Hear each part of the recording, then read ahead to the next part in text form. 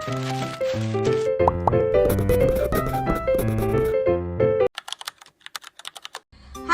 Welcome to Kafam Adventures, New Zealand! Name? What's your name? Rosmar, Rosmar. Sandilla. And my name is Aki. Anong trabaho mo, Daddy? Auto technician. Yan. Ako naman po, nurse. Saan daw tayo nakatira? Sa ngayon, nasa Ellerslie. Ellerslie, Auckland. At the moment. Pero next week, saan na tayo titira?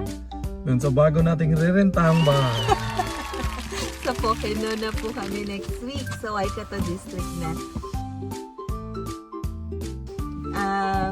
How long na raw tayo nakatira dito sa Ellerslie?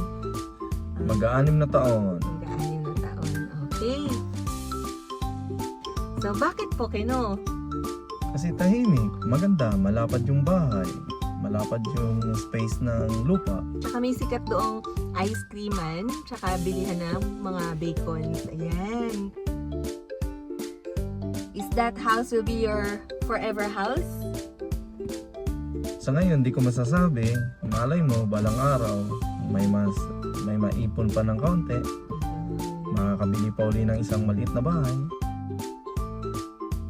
Travel time going to work in Auckland. Kasi di ba nga sa Auckland tayo nag-work din. Nakatira tayo sa Pocono.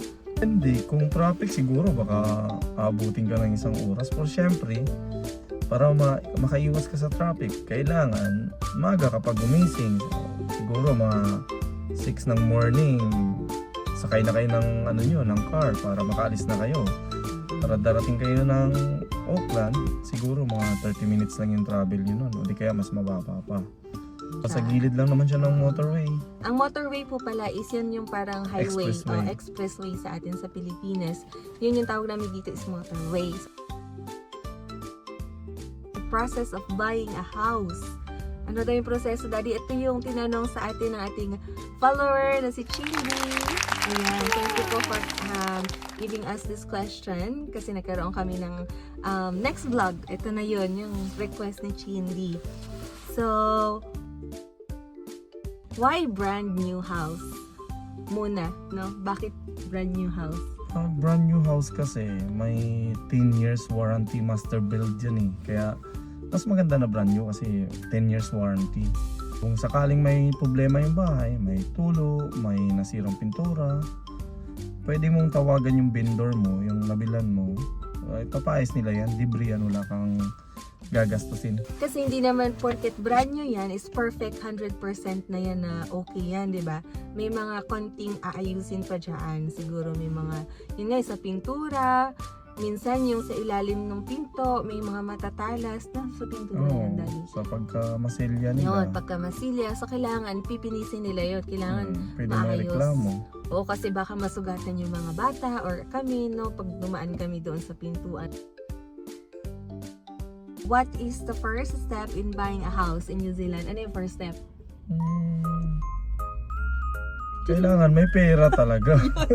Kasi kung wala kang pera, paano ka magano? So ito, ganito yan. Kailangan may savings kayo. Sana all.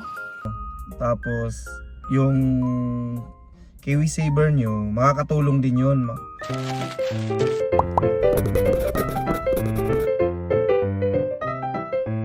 So savings plus KiwiSaver, okay yun.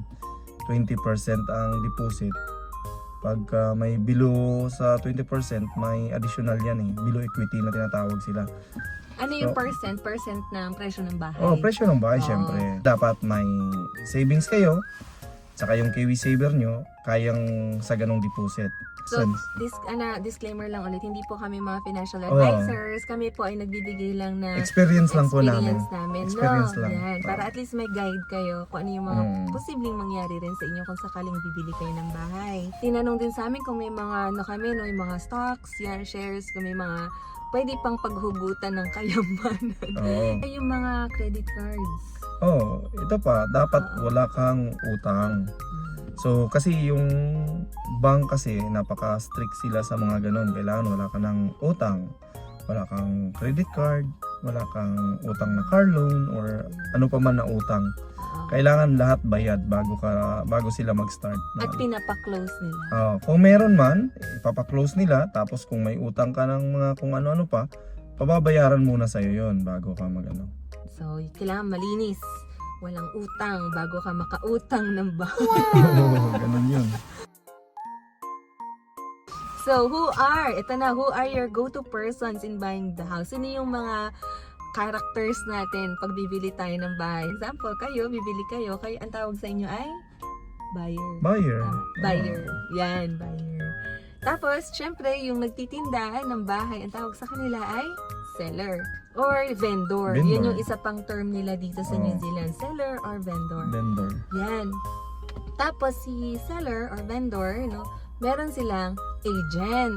House agent, yung aming nilapitang tao, siya yung naka-front. Kumbaga siya yung sales lady doon sa loob ng bahay na yun. Siya yung nagpo-promote ng bahay, nag-advertise. Tawag sa kanya is house agent. Yun. So, sino pa yung isang character? Sa side naman natin. Sa side natin, kailangan mo para hindi ka mahirapan, kasi minsan, pwede naman magdiretso ka sa bangko. So, kailangan, may mortgage broker ka na lang. Mas mabilis pag may mortgage broker. Kasi si mortgage broker na lang yung mag-arrange ng sa bank. Siya yung maghahanap sa'yo ng bank. Siya yung maghahanap sa'yo ng pinakamababang interest. Kung magkano lang yung kaya mo. Kung ganito yung kaya mo, di sabihin ni mortgage broker doon sa bank, siya makikipag-usap na ganun. Ganito lang yung kaya ng client ko.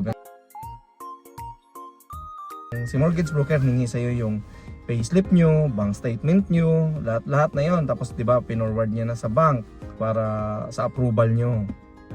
So magbigay ng go signal yan si mortgage broker na sabihin niya, okay, maghanap na kayo ng ng bahay na gusto nyo. So kami naman, nag-house hunting kami. Dami kaming bahay na pinuntahan, depende sa inyo kung nagustuhan nyo So yun nga, ang nagustuhan namin is yung Pokeno. Kasi nga malapad yung lupa, malaki yung bahay, so may space na pwede magtanim. Magtanim, maglaro yung bata. Nakakita na kami ng gusto naming bahay. Excited na kami nun. Kasi gustong-gusto namin yung bahay. So, ito na nga. Kinausap na namin yung agent ng bahay. So, sabi ng agent, ganito yung presyo ng vendor o yung may-ari ng bahay. Nang nagpagawa ng bahay na yan, siya yung may-ari. So, nag-usap, ganito yung presyo. So, sabihin ni agent dyan, ganito yung hinihingi ng vendor. Ito yung presyo niya. Ito presyo niya. Gagawa tayo ng example, for example. Hindi ito yung actual namin. Hindi ito yung actual na presyo. Wala. For example lang to. At by negotiation tayo, Daddy, yung ating by negotiation kasi wala pang price talaga yung bahay. Wala pang presyo yung bahay nung kami ay nagpunta doon. Okay. Yung napunta sa amin by negotiation kasi nga wala pa talagang presyo yung bahay. So, for example, yung bahay is, ang gusto ni vendor, ang may-ari, na 1.1 million. So, ganun yun. So, sabihin sa iyo ng agent na, sige, mag-offer kayo kung magkano. So, sabihin, sige, 1 million yung offer namin, mag-asawa for example. 1 million, tapos magsa-signing yan, magdo-docu-sign. Through email lang. Through email lang yan. Papadala nila through email, docu-sign, na ito yung offer nyo. Tapos, pepirmahan nyo yun, mag-asawa. So, tapos, doon sa docu-sign, may mga condition yun doon. Na ito kailangan within ilang days nyo kailangan mabayaran yung deposit at saka magkano yung deposit nyo. Conditional yung tawag doon. Conditional. So ganun na nga. So nag-sign kami ng docu-sign na 1 million yung offer namin sa vendor. Tapos babalik niyo yun kay agent ng house agent. Tapos si house agent naman ipapadala niya doon kay vendor. So ito naman si vendor, sabihin niya, hindi, mababa to. Mababa yung 1 million mo. Ito, sige, 1.08, 1,080,000 binabaan. Ni vendor. So ipapadala naman ni vendor yan doon kay agent. Ito ibibigay mo doon sa mga buyer. Ito yung gusto kong presyo. So, pag forward naman sa amin ni agent, ito yung gusto ni vendor So ikaw, pwede ka pang mag-counter offer. So counter ka uli. Sabihin natin 1.020. Kaya ba natin muna yung Hmm. 1.08? Oh. 1,080,000 kaya ba natin, Daddy? Sabi ni bank, sabi ni ano pala ni mortgage broker. May sasabihin niya na ganito yung pinakakaya niyo. Sabihin minsan, for example, sabi ni mortgage broker na yung kaya niyo lang ibigay ng bangko is 1.1. 1.1 pero siyempre maximum na yun, hindi mo sasagarin yun. Siyempre tatago mo rin yung Iba dun. yung baraha mo kumbaga. So nung 1.08 ang sabi ni vendor. So kami counter offer kami 1.02 example. For example, hindi yung sa amin kasi secret yung sa amin eh. Hindi po namin sabihin yung totoong presyo ng secret. bahay na. Yung lang kung paano lang so ganun na nga. Paano na lang. So nag-counter offer for Magkano? example Ano? 1.020. Oh sige. Kuripot mo. Ang kuripot. Okay lang yun. 1,020,000. Oh, di ganun na nga. Ang Di counter mo. padalang kayo uli ni agent ng sige, sign documents uli. DocuSign by email. So magsasign kayo uli. A counter offer is 1,020,000. So ganun. Forward nyo na naman uli kay house agent. Sabihin ni sa house agent, sige, forward ko to kay vendor. Tatry natin kung papayag siya Tapos sa gusto pag niya. forward naman ni agent doon sa kay house vendor, may 1.03, sabihin naman niya yun ni vendor. Hindi, 1.05, sige, 1.05 ang gusto na ng vendor. Yung pababa na ng pababa. Pababa na pababa yun kasi by negotiation niya eh. So pababa na si vendor. Hanggang magsalubong kayo doon sa gusto nyong presyo. Ganon yun. So in short, pwede kang mag-counter offer, tapos babalik sa'yo ni vendor, counter offer, hanggang magkasundo kayo doon sa presyo na gusto nyo. So okay, nag-close deal na kayo. For example, nag-close deal kayo doon sa 1.04 kayo na Pirmahan na kayo. permahan na yun. Agree ako.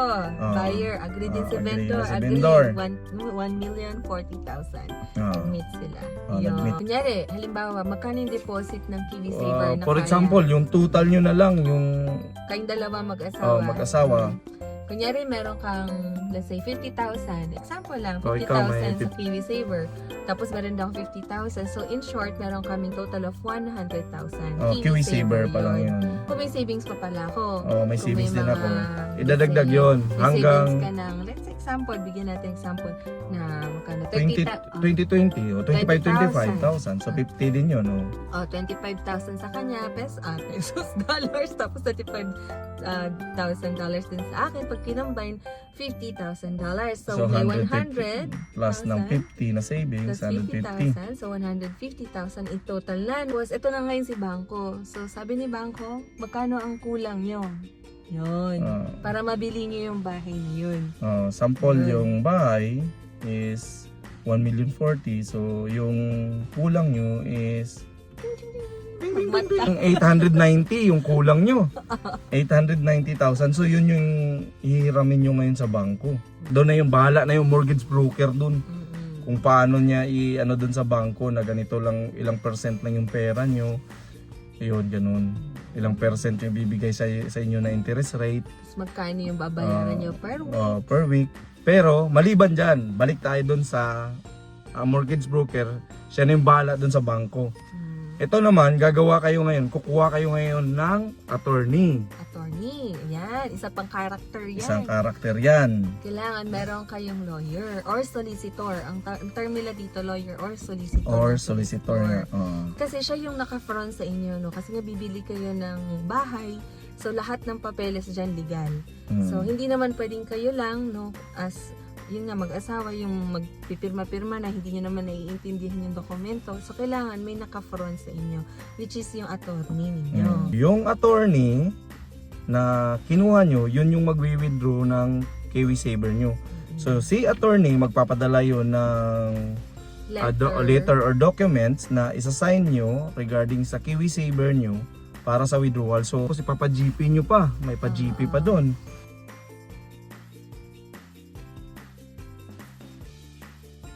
So, may oras lang yan. Let's say, for example, Saturday ngayon, ang JP dito is 10 o'clock hanggang 12 lang, no?